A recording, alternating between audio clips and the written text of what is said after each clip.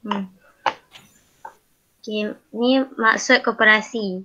Maksud koperasi adalah sebuah organisasi perniagaan yang ditubuhkan oleh sekumpulan individu secara sukarela.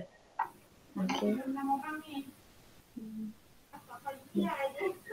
Koperasi merupakan organisasi perniagaan yang mempunyai kepentingan yang sama bagi setiap anggotanya.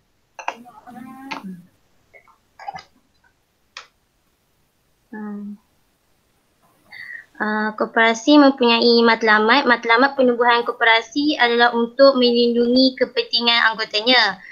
Konsep koperasi iaitu milik bersama oleh semua anggota. Contoh koperasi. Apa maksud milik bersama tu? Milik bersama maksudnya dia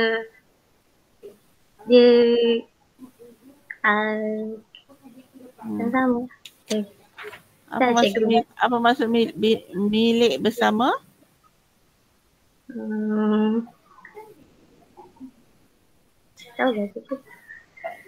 Mereka boleh memberi pendapat, boleh melibatkan diri dalam apa-apa je kegiatan koperasi.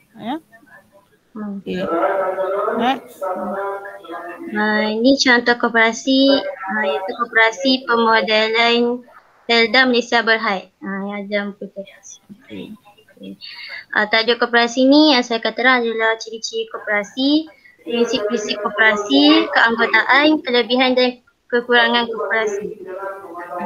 Pertama, ni ciri koperasi. Ciri-ciri koperasi yang pertama, melaksanakan kegiatan berkaitan dengan ekonomi untuk memenuhi keperluan anggota-anggotanya. Jadi bila dia dah memenuhi keperluan anggota-anggotanya, ini adalah untuk bagi mengurangkan beban kos sehari-hari dan meningkatkan ekonomi anggota-anggotanya.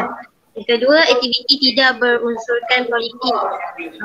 Sebab tak bersuka politik ni tak diusulkan, dia disebabkan oleh matlamat koperasi yang menjaga kepentingan anggota-anggota ini semata-mata. Jadi satu aktiviti tidak berunsurkan politik. Yang ketiga, aktiviti koperasi diuruskan berdasarkan akta, peraturan dan undang-undang kecil koperasi. Jadi setiap aktiviti yang dijalankan oleh koperasi tertakluk pada peraturan yang dibentuk secara khusus untuk koperasi sahaja, iaitu Akta Koperasi 1993 Pindaan 2007.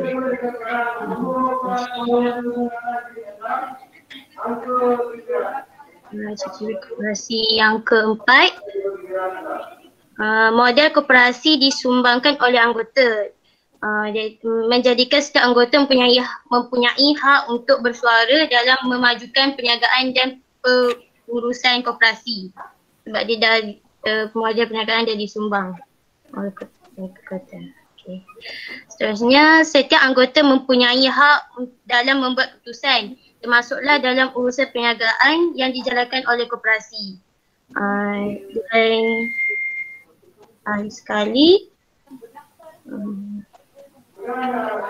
liabiliti anggota adalah terhad kepada sumbangan modal dan yuran terhad itu.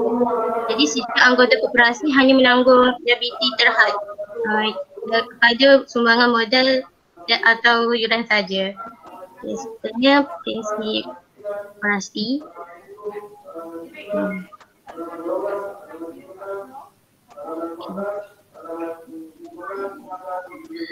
Ini Rochdale Kooperatif yang ditubuhkan di Rochdale, England pada tahun 1844 merupakan antara koperasi yang paling awal ditubuhkan.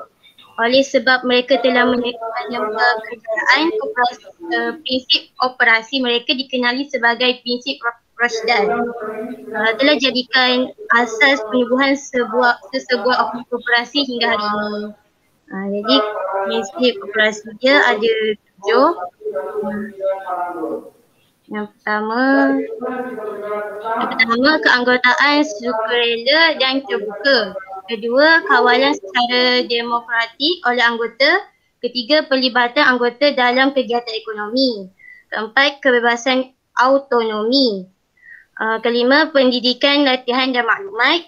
Keenam, bekerjasama antara koperasi. Yang terakhir, ketujuh, prihatin terhadap komuniti. Okay. Yang pertama tadi, keanggotaan sukarela dan terbuka. Okay. Keanggotaan dalam sesebuah koperasi adalah secara sukarela tanpa paksaan daripada mana-mana pihak. Keanggotaan dalam koperasi tersebut keanggotaan dalam koperasi terbuka kepada sesiapa sahaja yang boleh menggunakan perkhidmatan yang ditawarkannya dan rela menerima tanggungjawab sebagai anggota tanpa mengira jantina, perbezaan sosial, bangsa, fahaman politik dan agama. Yang kedua, kawalan secara demokratik oleh anggota. Kawalan atas pengurusan koperasi dilakukan secara demokrasi dengan setiap anggota mempunyai hak untuk bersuara dan mengundi dalam menentukan dalam sesuatu perkara. Koperasi merupakan organisasi yang demokratik dikawal oleh anggotanya sendiri dengan melibatkan diri secara aktif dalam membuat polisi dan keputusan. Okay, yang ketiga, pelibatan anggota dalam kegiatan ekonomi. Setiap anggota dalam koperasi mempunyai hak untuk terlibat dalam aktiviti ekonomi atau perniagaan yang dijalankan oleh koperasi. Hal ini disebabkan oleh modal perniagaan diperoleh daripada anggotanya sendiri. Yang keempat, kebebasan autonomi. Itu dalam aspek pengurusan koperasi, setiap anggota berhak untuk bersuara dan menyatakan pendapat dalam sesuatu perkara. Ini bagi memastikan kebajikan setiap ahli sentiasa terpelihara tanpa dikuasai oleh mana-mana pihak tertentu. Yang kelima,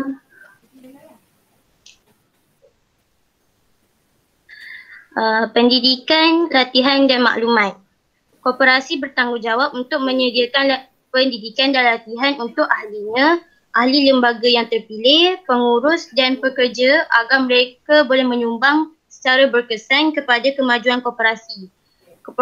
Koperasi menyampaikan maklumat kepada orang ramai, terutama kepada golongan muda dan ketua-ketua masyarakat berhubung perihal dan faedah berkoperasi. Yang keenam, bekerjasama antara koperasi. Kerjasama yang dijalinkan dengan koperasi-koperasi lain menjadikan ekonomi koperasi menjadi lebih luas dan kukuh. Jadi kerjasama yang terjalin membolehkan sistem pengurusan dan perniagaan koperasi terus dipertingkatkan dari semasa ke semasa. Terakhir yang ketujuh, prihatin terhadap komuniti. Selain menjaga kebajikan ahli, kepentingan komuniti setempat juga turut dititik beratkan. Hal ini meliputi aktiviti yang memberi impak positif kepada anggota tanpa menjejaskan kepentingan komuniti setempat. Apa contoh aktiviti ni? Contoh.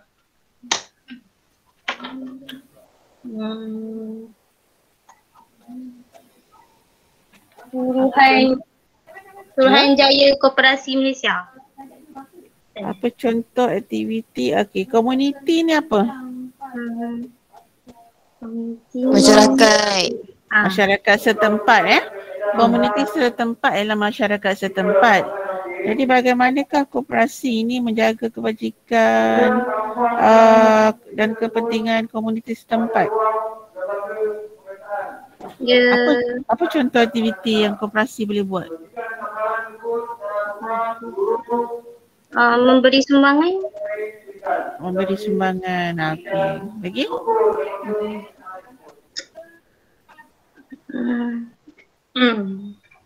Sumbangan berbentuk wang. Makanan cikgu, makanan, beras, tepung. Okey. So koperasi juga boleh menjalankan tanggungjawab sosial itu membantu golongan yang memerlukan. Okey, teruskan. Okey, seterusnya keanggotaan. Keanggotaan koperasi meliputi dua aspek, iaitu jumlah dan hak anggota. Jumlah anggota dalam sesebuah koperasi memerlukan sekurang-kurangnya 50 orang dan setiap anggota perlu membeli modal share. Hak anggota, setiap anggota koperasi mempunyai hak masing-masing. Yang pertama, mempunyai hak untuk mengundi, iaitu satu undi dalam mesyuarat agung tahunan koperasi tanpa mengira jumlah share yang dimiliki dalam koperasi yang dianggotainya. Kedua, terlibat secara langsung dalam proses pembuatan keputusan. Ketiga, mengambil semula modal share apabila keluar daripada koperasi. Terakhir, menerima pulangan dalam bentuk dividen. Ni hak anggota.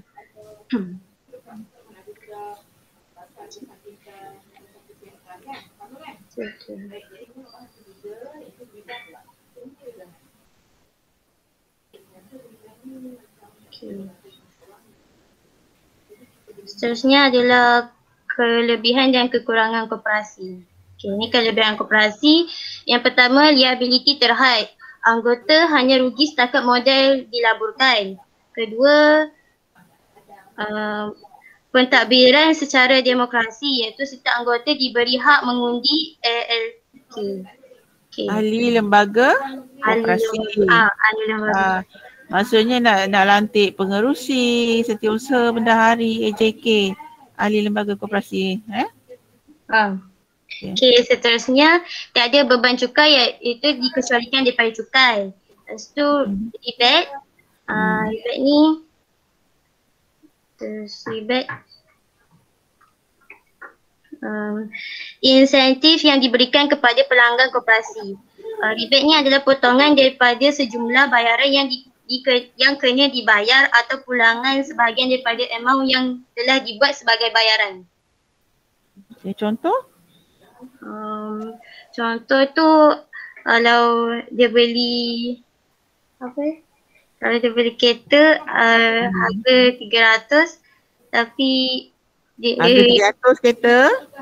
Kita mainan ni. Mainan. Ada 30,000 lah, 30,000. Betul?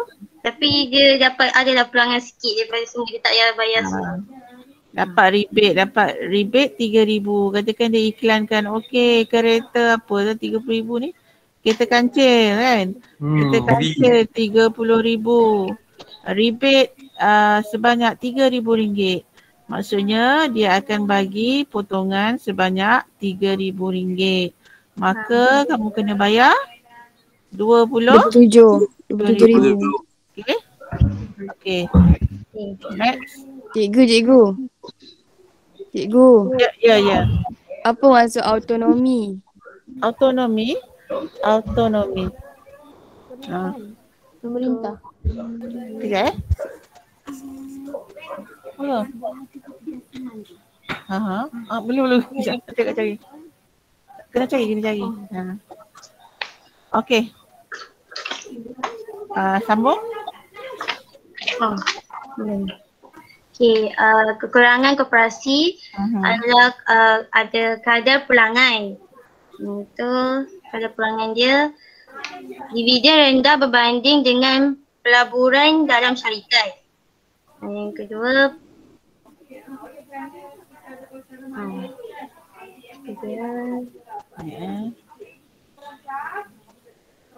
pengurusan dan pemilik terpisah. Iaitu pekerja mungkin tidak terdorong untuk memajukan perniagaan. Pemilikan share terhad. Setiap individu tidak boleh memiliki share melebihi 20%. Itu salah cikgu. Ni sebenarnya pindah milik share. Salah je. Share tidak boleh dipindah milik kepada orang lain. Okey. Kadar pulangan dividen rendah berbanding dengan pelaburan. Okey. Ini maksudnya kita modal koperasi melalui apa? Bayaran anggota. Bayaran yuran ahli Bayaran yuran anggota. Okey. Kita akan dapat dividen setelah semua share itu diniagakan. Okey. Keuntungan koperasi itu, koperasi akan beri pada anggotanya pulangannya adalah dalam bentuk dividen. So dia kata dividen rendah berbanding dengan pelaburan dalam syarikat, mestilah. Sebab syarikat buat apa? Syarikat kalau nak niagakan saham dia kat mana? Share dengan saham ni samalah. Kalau syarikat dia niagakan dia punya saham dia kat mana? Bursa? Bursa saham. Kan? Okey. Okey, maksud pengurusan dan pemilik terpisah ni maksudnya oleh sebab koperasi yang menguruskan semuanya terdiri pada ahli lembaga pengarah koperasi. Jadi pekerja-pekerja yang kerja dengan koperasi anggota-anggotanya tak rasa nak tak terdoronglah untuk memajukan perniagaan. Okey, share terhad individu tak boleh memiliki lebih daripada 20%. Kalau 20% ni maksudnya share koperasi tu ada 10,000 kan. Jadi tak boleh lebih 20%. 20% daripada 10,000 berapa? 5,000. Ya. 5,000, ya ke? 5,000. Okey. 10,000, 5,000 tak? Ya ke? Tu 50%. Dalam 10,000. Okey. Bukan dah 10,000 pula dah. Dalam 1,000. Okey, jadi pemilik share, individu ni tak boleh lebih daripada 20% share. Ya. Okey, pindah milik share tak boleh pindah milik pada orang lain. Contoh koperasi yang ada yang kamu tahu? Koperasi sekolah. Betul tak? Betul. Petronas cikgu, Petronas.